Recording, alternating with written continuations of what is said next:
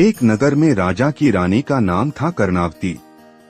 जैसा उसका नाम था वैसा ही उसका स्वभाव था। वह अपने सेवकों दास दासियों सबके साथ बड़ा मधुर व्यवहार करती, मीठे वचनों से और सम्मान सूचक संबोधन से उन्हें प्रसन्न करती। राजमहल में सफाई करने वाली एक हरिजन महिला प्रतिदिन सफाई करने के लिए आती थी। रानी साहिबा उसके साथ अपनी छोटी बहन की भांति व्यवहार और वार्तालाप करती। महारानी की पुत्री राजकुमारी नव यौवना अत्यंत ही सुंदर थी, जिस पर एक बार सफाई करने वाली हरिजन के पति की नजर पड़ गई। वह बड़ा दुष्ट प्रवृत्ति का था। उसमें सभी प्रकार के कुलक्षण थे। उसने अपनी पत्नी, जो राजमहल में जाती थी, से कहा, मेरा विवाह उस राजकुमारी से करवा दो, अन्यथा मैं अन्न जल छोड़ करके उसके प्यार में मर जाऊंगा।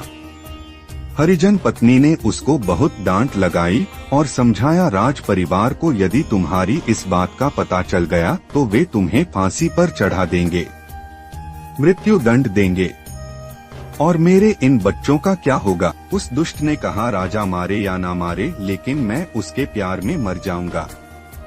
वह बेचारी क्या कर सकती थी।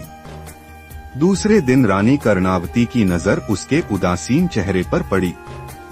उसने दासी के साथ उस सफाई कर्मी को अपने महल में बुलवाया और कहा, बहन उदास क्यों है, क्या संकट है तेरे पर। उसने बेचारी ने रोते हुए रानी जी से कहा, रानी साहिबा जी, मैं आपको नहीं बता सकती, इतना घोर संकट है कि मैं आपके साथ जबान से बयां भी नहीं कर सकती। ऐसा कहते हुए वह खूब रोने लगी।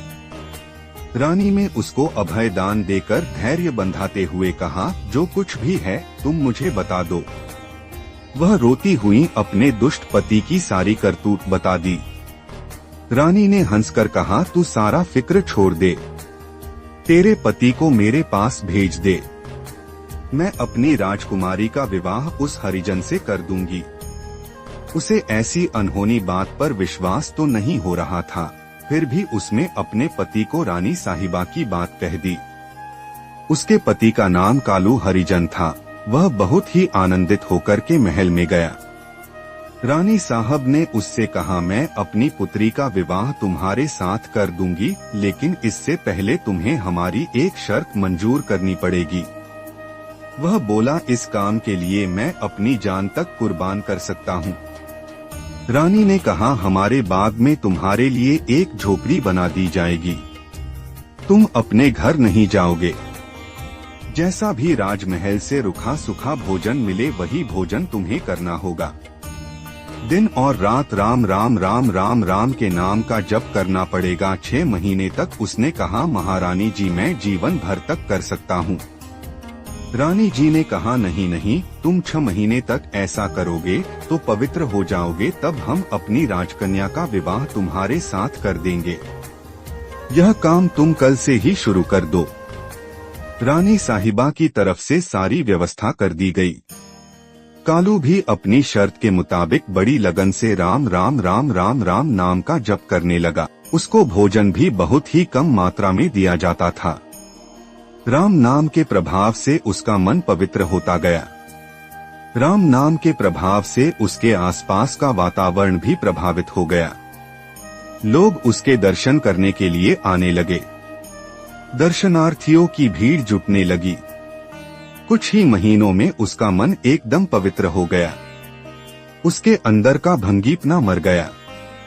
एक दिन रानी साहिबा अपनी राजकन्या को लेकर के उसके पास आई और बोली, कालू जी, मैं अपने वचनों पर राजकुमारी का विवाह आपके साथ करने के लिए तैयार हूँ।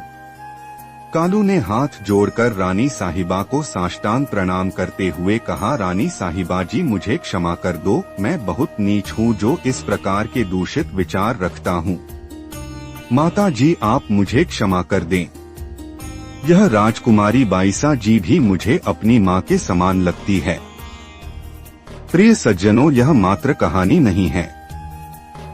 मन में कभी भी दूषित विचार आते हों, मन मलिन होता हो, मन में किसी प्रकार का विक्षेप आता हो, आप इस प्रयोग को करके देख लीजिए। आपका मन पवित्र हो जाएगा। घर में किसी सदस्य से किसी बात पर झगड़ा फसाद हो जाता हो, तो श्री राम जय राम का कीर्तन करके देख लीजिए, सब विवाद समाप्त हो जाएंगे।